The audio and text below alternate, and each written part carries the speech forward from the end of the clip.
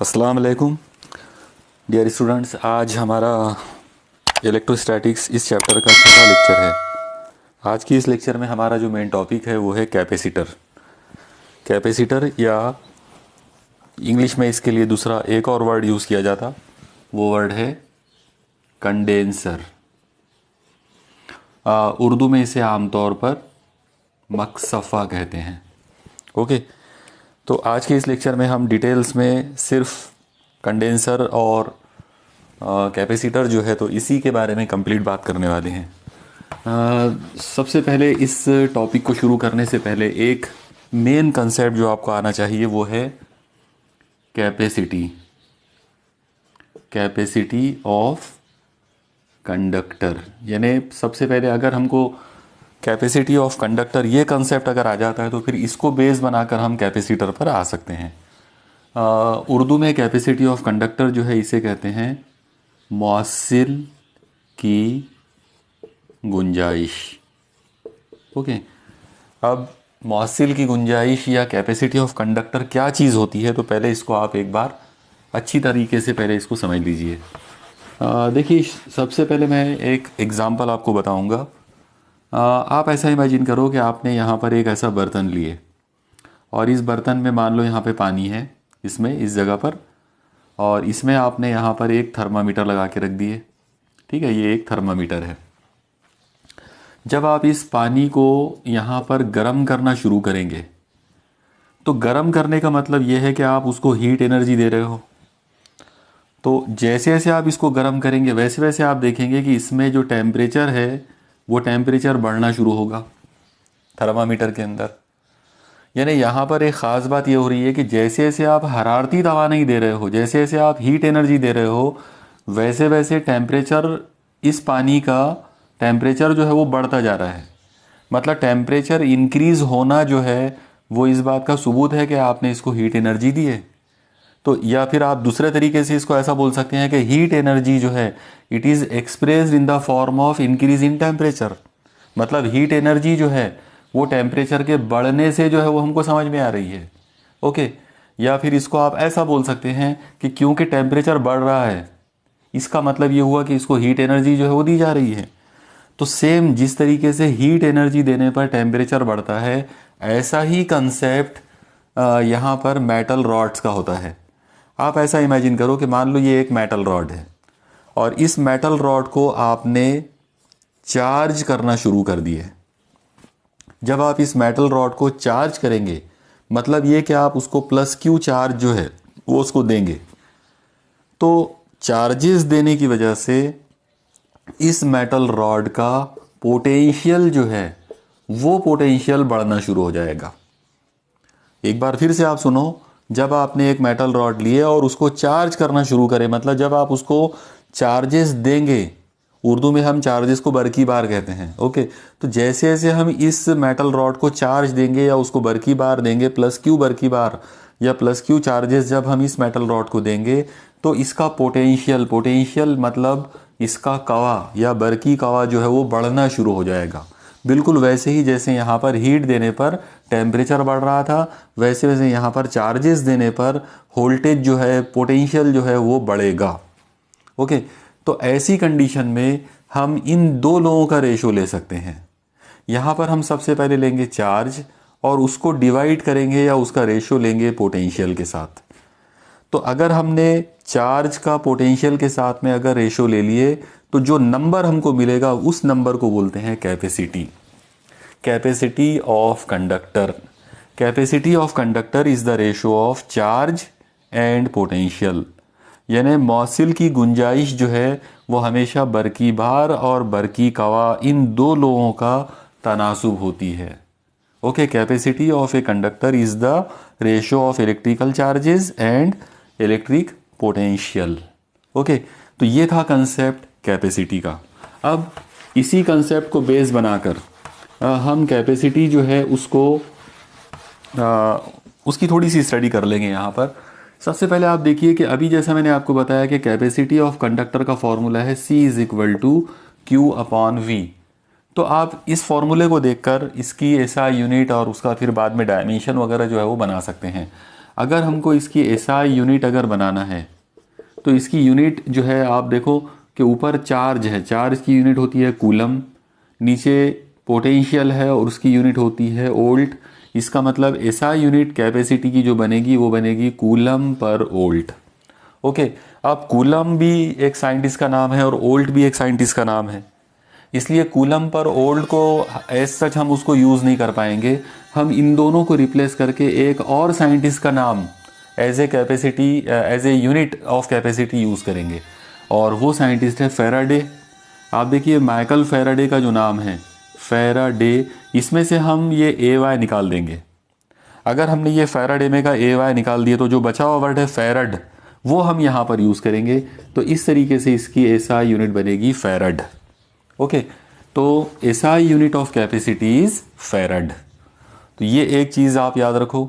अब फैरड को अगर आपको डिफाइन करना हो, जैसे मान लो अगर आपको 1 फैरेड कैपेसिटी अगर लेना है तो ये फॉर्मूले के हिसाब से आपको 1 कूलम चार्ज लेना पड़ेगा और उसको डिवाइड करना पड़ेगा 1 वोल्ट पोटेंशियल से।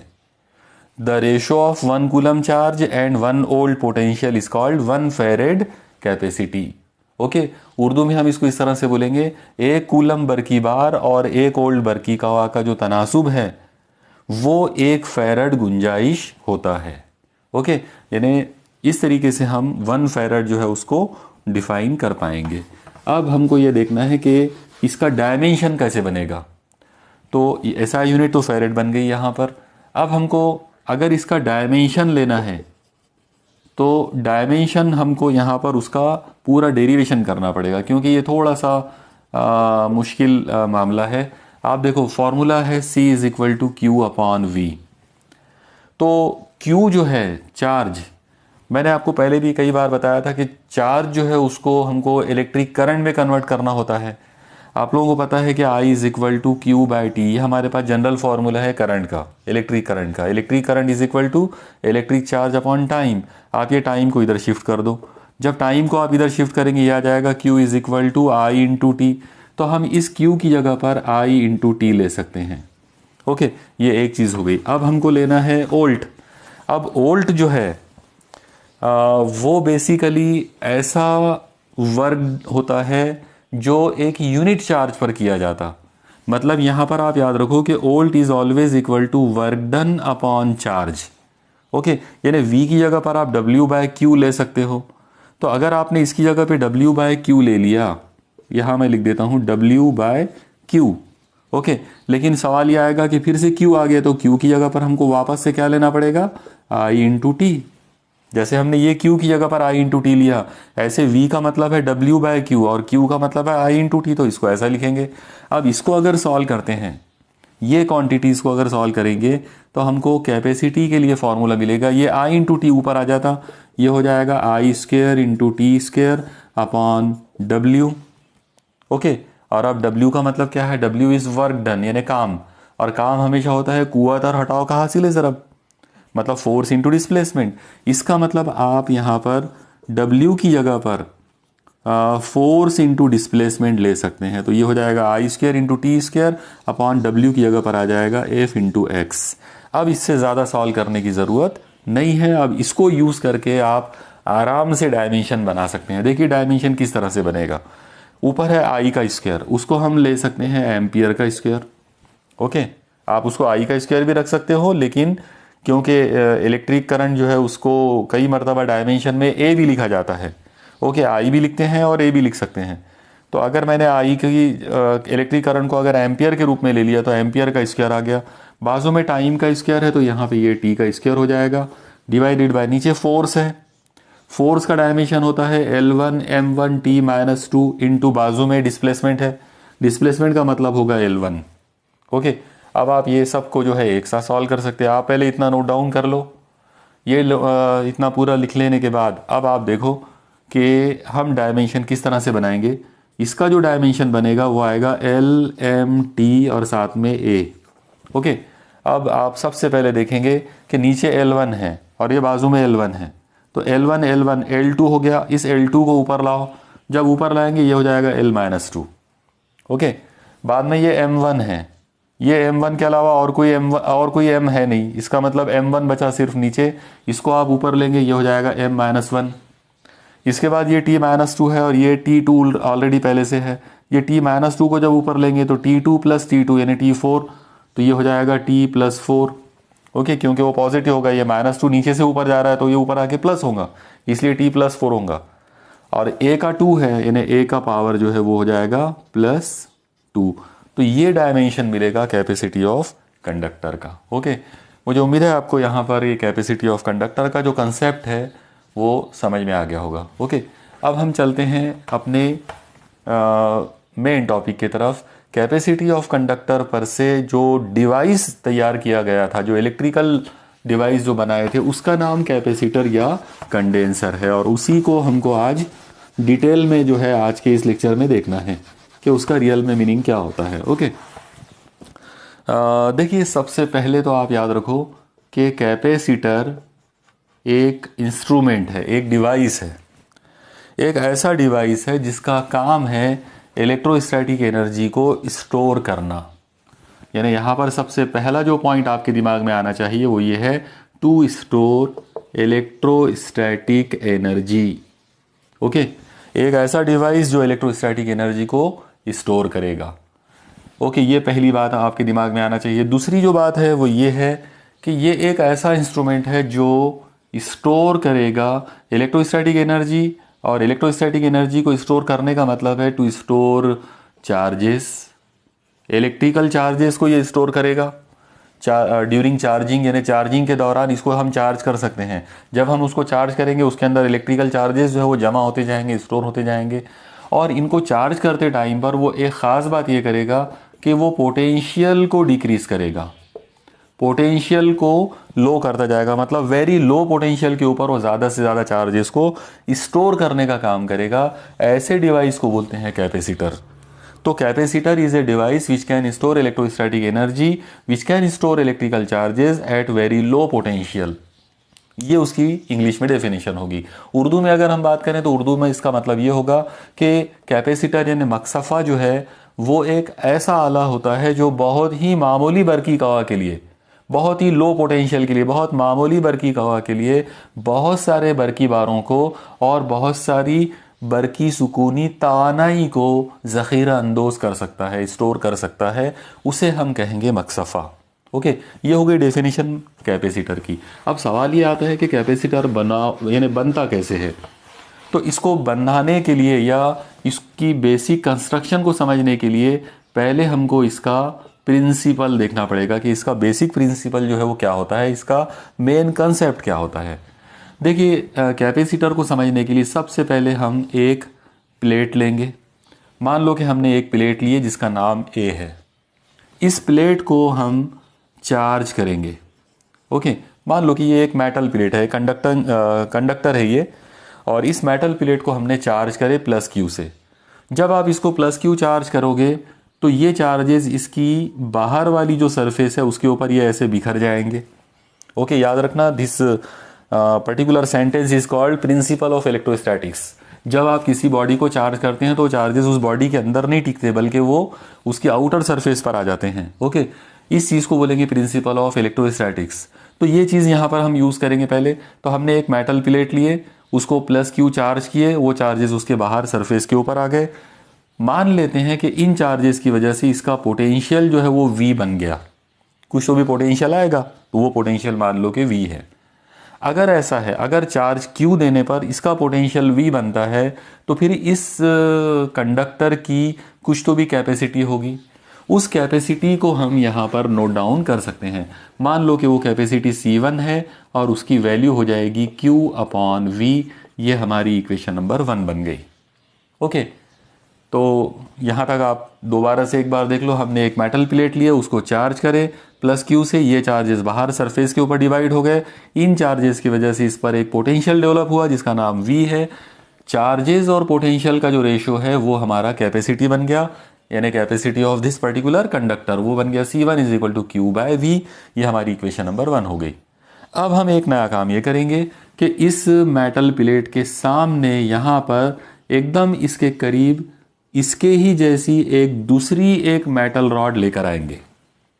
ओके, ये मेटल रॉड बी जो है ये एक न्यूट्रल मेटल रॉड है। न्यूट्रल मतलब इसके ऊपर कोई चार्ज नहीं है, ना पॉजिटिव ना निगेटिव, कुछ भी नहीं है, सिर्फ ये एक मेटल रॉड है। हमने साधारण इस मेटल रॉड को, इसका जो एरिया है वो बिल्कुल इसके एरिया के जैसा है, यानी इसकी लेंथ और ब्रेड जैसी होगी वैसी ही लेंथ और ब्रेड इसकी है, जो थिकनेस इसकी है वैसी ही थिकनेस इसकी है, मतलब सेम साइज वाली और सेम मेटल वाली दूसरी प्लेट हमने यहाँ ला के रख दी है इसके सामने।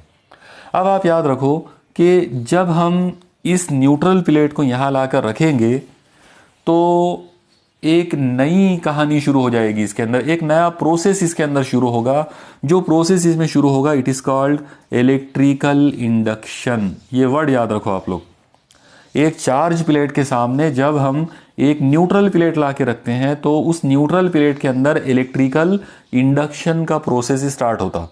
अब ये इलेक्ट्रिकल इंडक्शन का प्रोसेस बेसिकली क्या चीज़ है, तो इसको समझने के लिए आप ऐसा समझ लो, इस तरीके से आप इसको समझ सकते हैं। आप देखो यहाँ पर ये पॉजिटिव चार्जेस है और ये एक मेटल रॉड है, और हमको मालूम है कि मेटल रॉड के अंदर फ्री इलेक्ट्रॉन होते हैं। ओके, तो इसमें के जितने भी फ्री इलेक्ट्रॉन है वो सबके सब निगेटिवली चार्ज इलेक्ट्रॉन है। वो सारे के सारे negatively charge electron in positive charges की तरफ अट्रैक्ट होंगे। बराबर है, मतलब ये पॉजिटिव चार्जेस क्या करेंगे, इसमें के सारे इलेक्ट्रॉन्स को अपने तरफ खींचने की कोशिश करेंगे।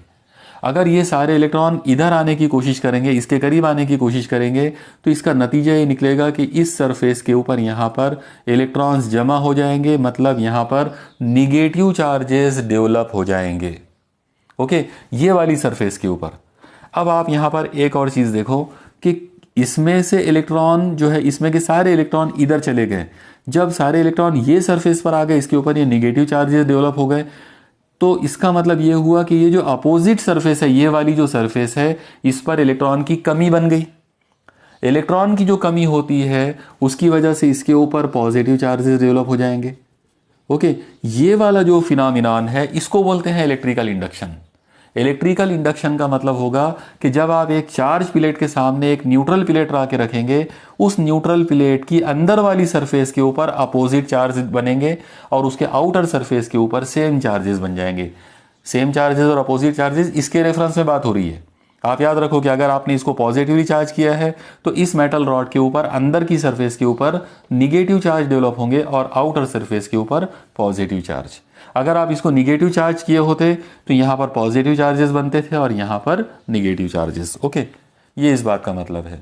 अब यहाँ पर आप एक चीज़ देखो कि ये जो चार्जेस यहाँ पर बने, ये जो अंदर वाली सरफेस के ऊपर निगेटिव चार्ज और बाहर वाली सरफेस के ऊपर पॉजिटिव चार्ज, ये वो चार्जेस हैं जो डेवलप हुए हैं। ये हमने नहीं लेकर आए, हमने नहीं दिए इसको, ये अपने आप से उसके अंदर डेवलप हो गए। जो इलेक्ट्रिकल चार्जेस अपने आप से डेवलप होते हैं उनको बोला जाता है इंड्यूस्ड चार्जेस। ये वर्ड आप याद रखिए अच्छे से। Induced charges are the electrical charges which develops automatically due to induction. Induction की वजह से, इंडक्शन के प्रोसेस की वजह से जो चार्जेस अपने आप से स्पॉन्टेनियसली जो चार्जेस डेवलप हो जाएंगे उनको इंड्यूस्ड चार्जेस बोलेंगे। तो ये सारे के सारे निगेटिव चार्जेस भी इंड्यूस्ड चार्जेस हैं और ये सारे के सारे पॉजिटिव चार्जेस जो हैं ये भी इंड्यूस्ड चार्जेस हैं। ओके, अब हम थोड़ा सा इस मामले को और आगे बढ़ाते हैं। आप एक चीज़ देखिए कि ये वाले जो पॉजिटिव चार्जेस हैं इनकी वजह से एक पोटेंशियल बना था जिसका नाम था +V।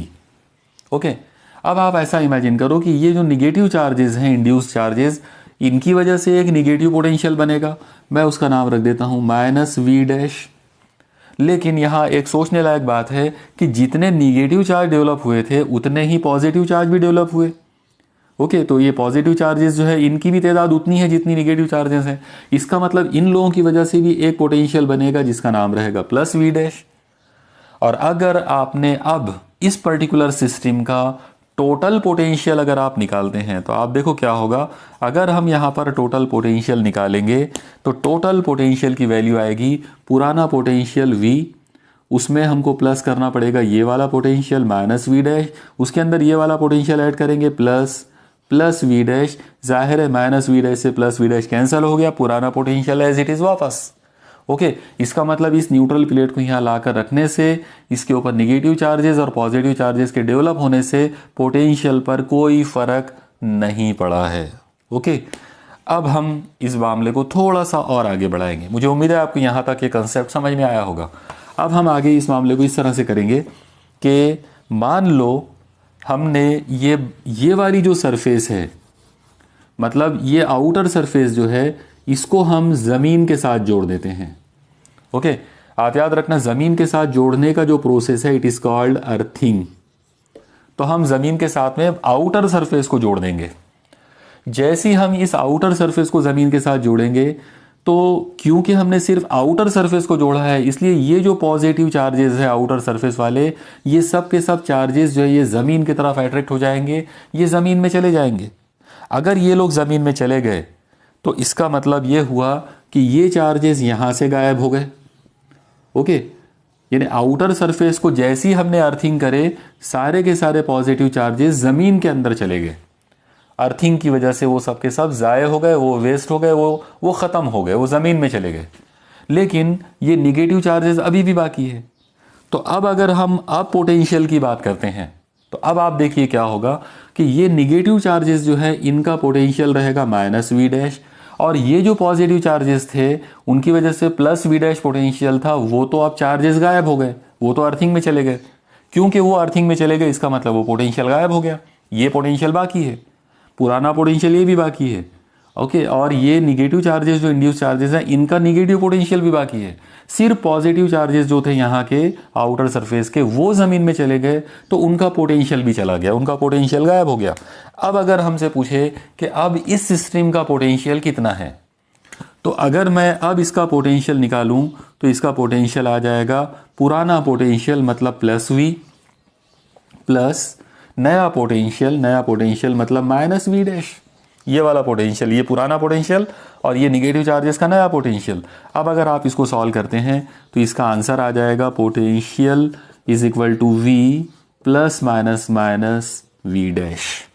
ओके, इसका मतलब क्लियर कट आपको समझ में आ गया होगा कि जैसे ही हमने ये न्यूट्रल प्लेट ला के रखे, उसमें इलेक्ट्रिकल इंडक्शन हुआ, यहाँ पर नेगेटिव चार्जेस डेवलप हुए, आउटर सरफेस को जैसे ही हमने अर्थिंग करे तो इन दोनों के बीच का पोटेंशियल रिड्यूस हो गया, पोटेंशियल डाउन हो गया। पुराना पोटेंशियल v था, अब नया पोटेंशियल है v माइनस v', यानी v में से इस नंबर को निकाल रहे हैं। जब आप v में से ये नंबर को निकालोगे तो इसका पोटेंशियल कम हो जाएगा। इसका मतलब इस न्यूट्रल प्लेट के आने की वजह से पोटेंशियल डाउन हुआ है। ओके, अब हमको देखना है कि ये पोटेंशियल के डाउन होने से फ़र्क क्या पड़ा। तो देखिए, एक बहुत बड़ी चीज़ इसकी वजह से होगी। मान लो कि इस सिस्टम का नया जो कैपेसिटी है वो C2 है। ओके, मान लो कि इसकी वैल्यू C2 है, तो अब C2 का फॉर्मूला क्या बनेगा? C2 का फॉर्मूला रहेगा electrical charges divided by potential. Electrical charges, अब आप एक चीज़ देखो कि इस मर्तबा हमारे पास ये पुराने वाले पॉजिटिव चार्जेस हैं और ये इंड्यूस निगेटिव चार्जेस हैं। ओके, लेकिन सोचने लायक बात है कि हमने चार्जेस जो दिए थे वो तो यही वाले हैं, ये चार्जेस हमने नहीं दिए थे, ये तो इंड्यूस्ड चार्जेस हैं, ये तो स्पॉन्टेनियसली डेवलप हो गया उस प्लेट के ऊपर। इसलिए ये वो चार्जेस नहीं है जो हमने सप्लाई किए थे। इसलिए चार्जेस तो हम वही वाले देखेंगे जो हमने सप्लाई किए थे। हमने सप्लाई किए थे प्लस क्यू चार्ज, इसलिए चार्ज जो है वो क्यू रहेगा डिवाइडेड बाय। अब इस न्यूट्रल प्लेट के आने से और इलेक्ट्रिकल इंडक्शन होने से और अर्थिंग होने से नया पोटेंशियल जो बना वो ये वाला है v माइनस v'। इसका मतलब यहाँ पोटेंशियल लेना पड़ेगा v माइनस v'। ओके, तो ये हमारा नया पोटेंशियल आ गया इक्वेशन नंबर 2। तो इस तरीके से इस पर्टिकुलर सिस्टम में हमारा पुराना कैपेसिटी जो है, पुराना जो कैपेसिटेंस था इस कंडक्टर का वो था Q/V, और इस प्लेट के आने से अर्थिंग करने के बाद इसका नया पोटेंशियल मतलब नया जो कैपेसिटेंस बना वो बना Q/V माइनस v'। अब हमको ये देखना है कि C1 और C2 में से बड़ा कौन है। तो आप याद रखिए, बहुत ही आसान एक तरीका होता है, जिस नंबर में डिनोमिनेटर की वैल्यू कम हो जाती उसकी ओवरऑल वैल्यू बढ़ जाती है। देखिए, मैं आपको ये चीज़ एक एक्सप्लेन करने के लिए एक नंबर से आपको एक्सप्लेन करता हूँ। मान लो एक नंबर x है और उसकी वैल्यू है 10/10। ज़ाहिर है 10/10 इज़ 1। ओके, अब एक काम करते हैं, ये 10 अपॉन ये जो नीचे वाला जो 10 है, मान लो इसमें से मैं 5 माइनस कर देता हूँ। जैसे मैंने ये q की वैल्यू 10 लिया, ये v की वैल्यू 10 लिया और ये v' की वैल्यू मैंने 5 ले लिया। ओके, जब मैं x की वैल्यू 10/10 लिया तो x की वैल्यू यहाँ पर 1 हो जाएगी और अब आप देखो मैंने 10 में से जब 5 माइनस कर दिया तो एक्चुअली नीचे वाला नंबर यहाँ पे अब 2 है, और 2 से जब मैं 10 को डिवाइड करूँगा तो हो जाएगा 5। इसका मतलब यहाँ पर x की वैल्यू अब 5 हो जाएगी। तो आप लोग देखो x की वैल्यू जो है वो बढ़ गई है। यानी जैसे मैंने डिनोमिनेटर को कम किया, डिनोमिनेटर में से जब हम किसी को कम करते हैं तो ओवरऑल उसका नंबर, उसकी जो वैल्यू है वो बढ़ जाती। इसका मतलब ये जो C2 है ये C1 से बड़ा है। ओके, तो क्लियर कट इस बात से हमको ये चीज़ क्लियरली हम बोल सकते हैं कि C2 is greater than C1। मतलब इस न्यूट्रल प्लेट को लाकर रखने और उसकी आउटर सरफेस को अर्थिंग करने की वजह से इस पर्टिकुलर सिस्टम की कैपेसिटी जो है वो बढ़ गई है, वो उसकी वैल्यू जो है वो बढ़ गई है। इसका मतलब ये हुआ कि अब हमारे पास ये जो चीज़, ये जो सिस्टम तैयार हो गई, इसको हम बोलेंगे कैपेसिटर। इसको हम कैपेसिटर इसलिए बोलेंगे क्योंकि इसने इस पर्टिकुलर सिस्टम के अंदर जो कैपेसिटी थी, जो गुंजाइश थी, वो बढ़ गई है। तो जो इंस्ट्रूमेंट कैपेसिटी को बढ़ा सकता है बाय लोअरिंग द पोटेंशियल, उसको हम कैपेसिटर बोलेंगे। और यहाँ पर ऐसा ही एक इंस्ट्रूमेंट तैयार हो गया है। ओके, अगर आपको इस कैपेसिटर को रियल में अगर इसको देखना हो कि कैपेसिटर रियल में कैसा होगा, तो आप याद रखो कि रियल में कैपेसिटर जो है वो इस तरह से होगा। एक ऐसा कैप्सूल लेंगे, जैसे ये मैंने रेड कलर का यहाँ पे लिया हूँ। इस कैप्सूल के अंदर 2 प्लेट्स लेंगे, 2 मेटल प्लेट इक्वल साइज के। एक प्लेट को चार्ज करेंगे, दूसरी प्लेट को अर्थिंग करेंगे, ख़त्म, ये आपका कैपेसिटर तैयार हो गया। ओके, तो इस तरीके से हम कैपेसिटर बना सकते हैं। और कैपेसिटर की ख़ास बात ये होती है कि कैपेसिटर की जो कैपेसिटी है वो हमेशा ओरिजिनल वैल्यू से, मतलब original value of capacity of conductor जो होती है उससे ज़्यादा होती है। ये हमारी original value of capacity of conductor है और ये कैपेसिटी ऑफ कैपेसिटर है और ये बढ़ी हुई है। मतलब ये इसको जब हमने कैपेसिटर में कन्वर्ट कर, पहले हमने सिर्फ ये मेटल प्लेट लिए थे, इसकी कैपेसिटी थी Q/V, और जब हमने इस मेटल प्लेट को यूज़ करके ये कैपेसिटर फॉर्म कर दिए, इसकी कैपेसिटी हो गई C2 और हमने अभी देख लिए कि C2 is greater than C1। Okay, तो ये था पूरा कंसेप्ट पैरेलल प्लेट कैपेसिटर का। याद रखो, इसको पैरेलल प्लेट कैपेसिटर कहा जाता है। ओके, यहाँ पर एक और पॉइंट हमको देखना है और वो पॉइंट जो है उसको भी थोड़ा सा यहाँ देख लेते।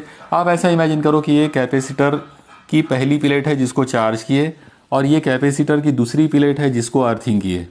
ओके, तो यहाँ पर आप एक चीज़ ध्यान में रखना कि अगर इन 2 प्लेट्स के बीच में इस जगह पर यहाँ पर अगर एयर है तो इस कैपेसिटर को हम एयर कैपेसिटर कहते हैं। ओके, इसको क्या बोलेंगे? Air capacitor. और ये जो एयर कैपेसिटर होता है तो सारे कैपेसिटर्स में एयर कैपेसिटर की कैपेसिटी सबसे लो मानी जाती, मतलब लो होती है। तो capacity of air capacitor is always lowest, ये हमेशा सबसे कम होती है। अब जाहिर सी बात है, अगर ये लोएस्ट वैल्यू है यानी capacity of capacitor with air between 2 parallel plates, दोनों प्लेटों के बीच में अगर हवा है तो उस कैपेसिटर की कैपेसिटी जो है वो कम से कम है।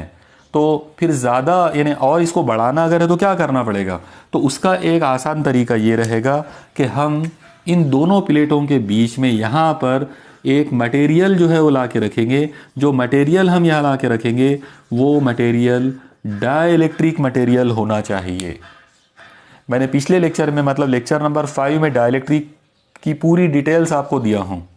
ओके, तो जिन लोगों को डाइलेक्ट्रिक का कंसेप्ट अगर नहीं मालूम है तो वो इससे पहले वाला जो 5वां लेक्चर जो है तो वो आप उसको एक बार अच्छे से देखो, उसमें आपको डाइलेक्ट्रिक का पूरा कंसेप्ट समझ में आ जाएगा।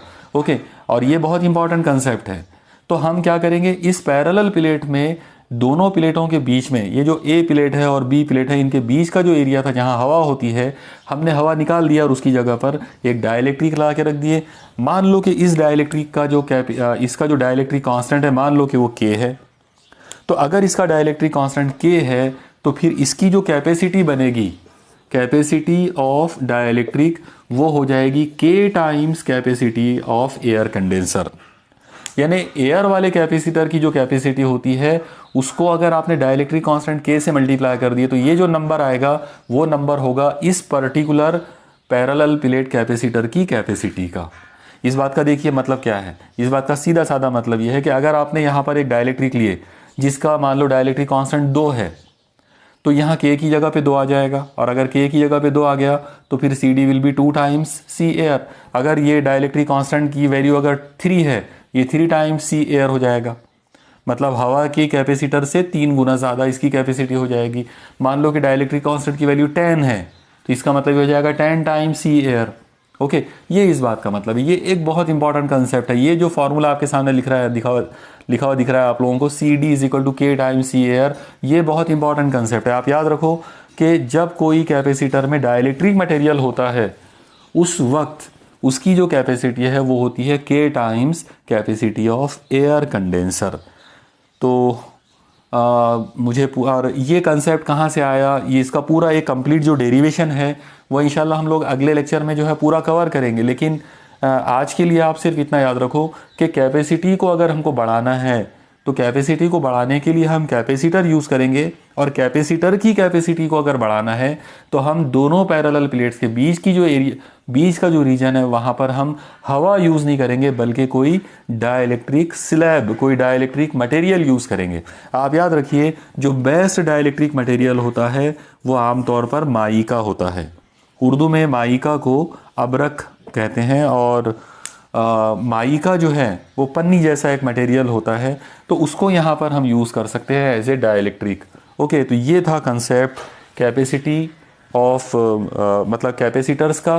पैरेलल प्लेट कैपेसिटर्स हम इस तरीके से जो है बना सकते हैं। मुझे पूरा यकीन है कि आज के इस लेक्चर को आपने बहुत डिटेल में बहुत अच्छे से समझा होगा और नोट डाउन किया होगा तमाम इम्पॉर्टेंट पॉइंट्स। अगले लेक्चर में हम लोग आज के इसी फॉर्मूले का कंप्लीट डेरिवेशन देखेंगे कि C D is equal to K times C air, यानी हवा वाला कंडेंसर जो है उसकी कैपेसिटी को अगर डाइलेक्ट्रिक कांस्टेंट के से मल्टीप्लाई कर दिए तो वो कैसे कैपेसिटी ऑफ डाइलेक्ट्रिक वाला कैपेसिटर बन जाता है। इस चीज़ को हम लोग अगले लेक्चर में इसका पूरा कंप्लीट डेरिवेशन देखेंगे। तब तक आप स्टडी करते रहिए। अल्लाह हाफिज़।